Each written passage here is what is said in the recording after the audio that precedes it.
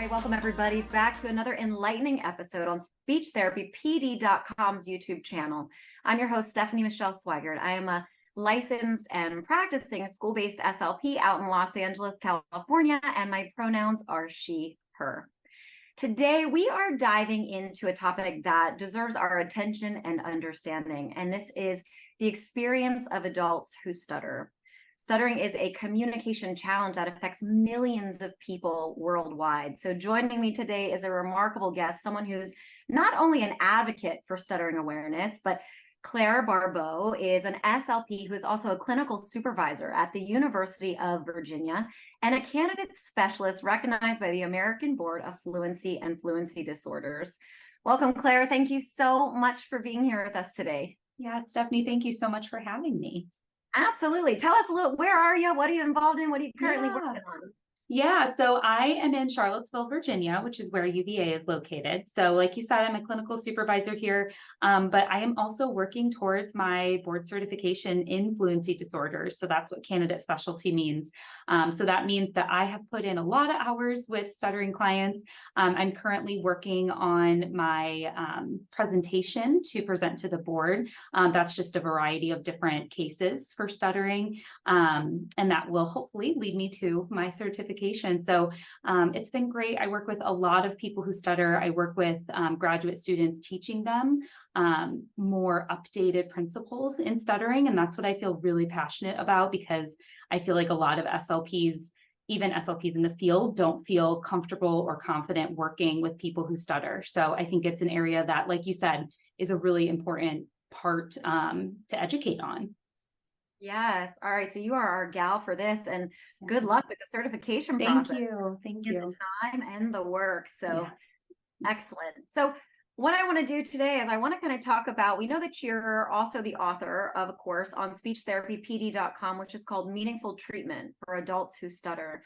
And we're going to kind of highlight that course today. And I think our golden question that, as you mentioned, stuttering can be a topic that can be very challenging for a lot of clinicians out there. We're not quite sure where to go or who to turn to for resources or how to approach our clients, what different techniques are available for us out there. And I think the question we really have for you today is, what would be, if we're watching this episode for our viewers today, what would be 3 takeaways or maybe approaches that clinicians should know when working with adults who stutter? Yeah, absolutely. So I think, an overarching takeaway is counseling strategies. And I feel like so often SLPs will say, well, I'm not sure how to counsel. I didn't take a counseling course in graduate school, or I don't know counseling strategies, but we are expert communicators, right? And part of that is counseling. It's the human experience. So a lot of this presentation will be me diving into how SLPs have they have the abilities to counsel, and they have the tools needed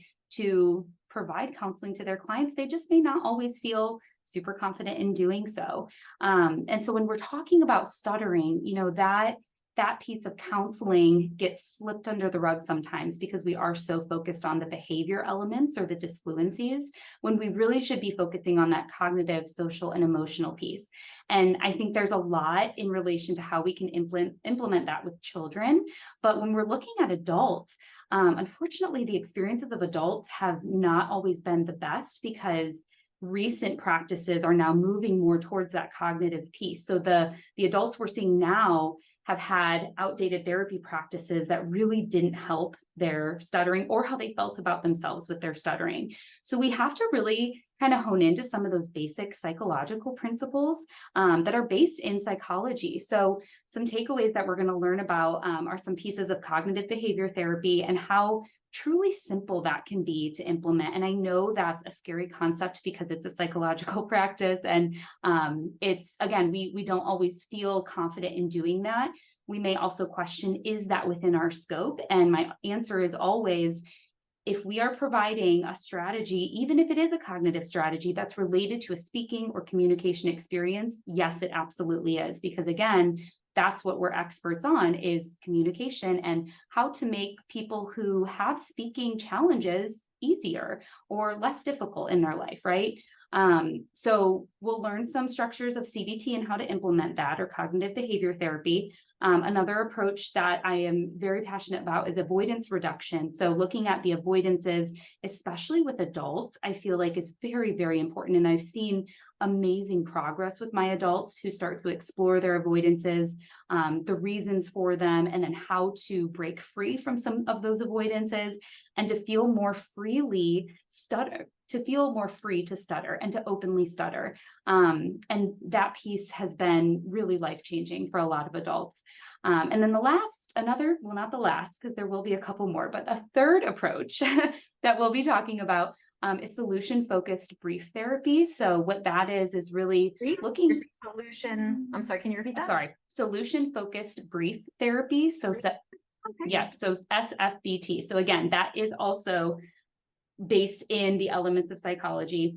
And it's really, CBT, or cognitive behavior therapy, and solution-focused brief therapy. Those two really can go hand in hand.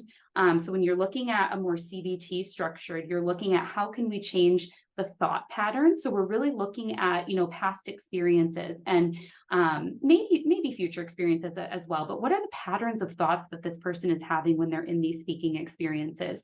How do those thoughts affect their emotions and then impact the way that they behave? So what are they avoiding due to how they're feeling, or what are they not doing? And how is their life being impacted by that based on their thoughts and feelings? But then when we're looking at solution-focused brief therapy, it's really based upon a lot of questioning that we ask them that's based in the future. So it's things like, well, what will it look like when? And how will you know when you are confident with your speech? What will that look like? What will it look like when you're able to give that presentation? What will it feel like? So it's really putting the emphasis in the future as opposed to looking in the past. And I found great success in overlapping those two strategies, because I think it is really important to talk and think about adults' previous experiences, because it's shaped who they are today, and it shapes how they feel about themselves and their stutter. But then also to throw in, okay, but where are you going? What is your hope and goal? Because as an adult who stutters, they are at that point, they know, or most of them know, that the stuttering isn't going to go away at that point. Maybe it will ebb and flow, but at that point, they have been stuttering for probably their whole life, or at least most of their life. So it's not a question of necessarily getting rid of it completely, or sometimes it is, and we do have to counsel them through that. But it's more on how can I live effectively as a speaker who stutters, because they can, and they need to be empowered to know that and to really believe that. So I'm loving this last one, especially because it reminds me of like manifesting things, like when you're doing these visualizations of, where do you see yourself and how do you see yourself, successfully being in that presentation or having that conversation with a special somebody that you need to have. So you're thinking about the thoughts and the feelings of the future and kind of embodying that now. Yeah, exactly. Get there. And I really love that. Yeah, exactly. And, I think part of this therapy too is just having that space for these adults who stutter to not only talk about their experiences that they've had, because a lot of these adults have not told anybody about some of the things that have happened to them when I'm talking about that, I mean like reactions that they've had, things that they remember from childhood that really have kind of solidified their views in stuttering. But then also that space is for them to stutter without feeling like they have to hide it, without feeling like they're trying to do this gymnastics where they're trying to word avoid, or they're trying to decrease their tension, or that they're even trying to do strategies to hide the stuttering, because some of them still believe or still feel like the physical behavior strategies are the only thing that will help stuttering. And that can be really damaging because they don't always work. They might sometimes, they definitely decrease tension sometimes, but what about when they don't work? Think about what that can do to someone's physical being when they know that they're supposed to be doing something, but it's not working, and it's not, they feel like they're not doing it correctly. That can be really damaging. And so this course is actually not going to be talking about the physical strategies at all. We're really just going to be delving into the cognitive, social, and emotional pieces. Wow. I love that. So I love, and as I'm just listening to you, I'm kind of thinking I've worked with students in the schools, a school-based Yeah. SLP that have stuttered, but I've never worked with adults. So I'm really Right. kind of picking up on these different nuances of things that Mm. we do with adults that Mhm. might look a little different than some of the things that we do with the kiddos. Absolutely. I think this course also, if you are a school-based SLP and you maybe don't work with adults, I do think that this course could benefit you as well, because I will be sharing a lot of the adult experience. And it can be really helpful for SLPs who work with kids to know what these adults have experienced, maybe in previous speech therapy sessions, or what their speech therapist did that they wish they hadn't done, or what they wish their SLP would have done or would have known. And I think it can be really helpful for pediatric SLPs to learn about stuttering from the adult perspective.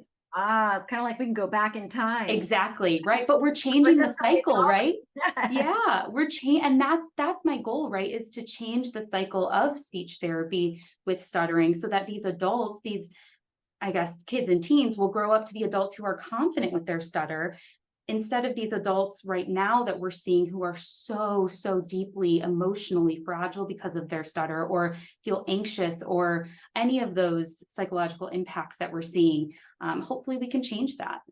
Yes. And I'm imagining too, if you're talking about a lot of thoughts and emotions, which thoughts can drive emotions, emotions can Right. drive thoughts. I mean, that's something probably when you're talking about that can be talked about with any age, right? Exactly. Kind of Yes. like modify according to Totally. age group. Yes. And I do. It could totally be modified for kids. And if you're a pediatric SLP, you probably know how to modify it for kids, because you would make it kid friendly, right? Any of the education we learn, we adapt to be kid friendly, or specifically client centered, right? To that certain client. So yeah, it can absolutely be.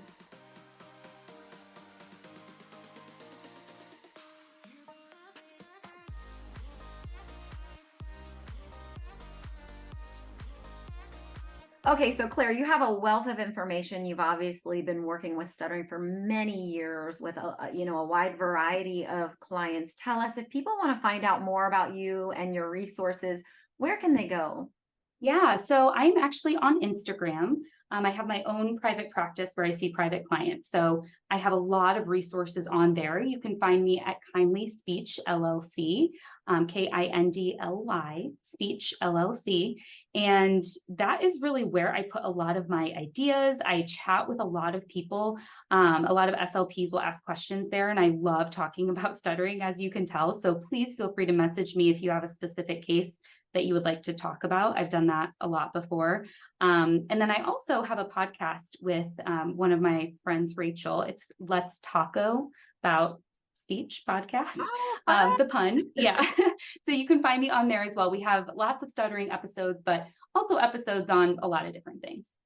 Oh, that's wonderful. Okay, so for anybody who's listening, we're going to post links right below in the show notes so that you can just click and go. So be sure to look below this episode for more information and ways to connect with the resources that Claire is sharing. Thank you so much, Claire. This is so helpful. We so appreciate you taking the time from your busy schedule and your podcast and all the hats that you're wearing to be here with us on this channel today. Thank you. Absolutely. Thank you so much, Stephanie. I appreciate it.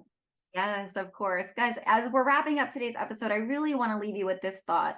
Stuttering, like any other challenge that we face in life, it really calls for compassion and mindfulness. And it not only teaches us that our words have weight, yes, but our actions also have the power to really lift up or discourage. So remembering that and knowing that through empathy and understanding, we really have the ability to create this world where everybody's voice, regardless of how it flows, is valued and heard. So let's remember to be kind and patient and mindful in our interactions, because it's through these qualities that we truly become unstoppable in embracing the differences that we have with one another and really creating those connections that go far beyond just speech. So thank you, everybody, for joining us on our channel today, where every voice matters and every story inspires and uplifts. And just know that we are here to keep spreading love and acceptance. If you want to take a deeper dive into this topic and further your education, be sure to check out Meaningful Treatment for Adults Who Stutter on speechtherapypd.com with presenter SLP Claire Barbao. For other topics, when you subscribe to speechtherapypd.com, you're going to get 1 year access to over 900 live and on-demand courses, and you're going to scoop up those ASHA CEUs. If you're new and you've never tried a course, head over to the site because you can access a free course. If you found this video helpful, go ahead and give it a thumbs up, and we do want to hear from you, so feel free to leave a comment in the section below. We'll see you back here next week as we're answering more of those golden questions that SLPs and SLPs are asking, and we have the answers for you.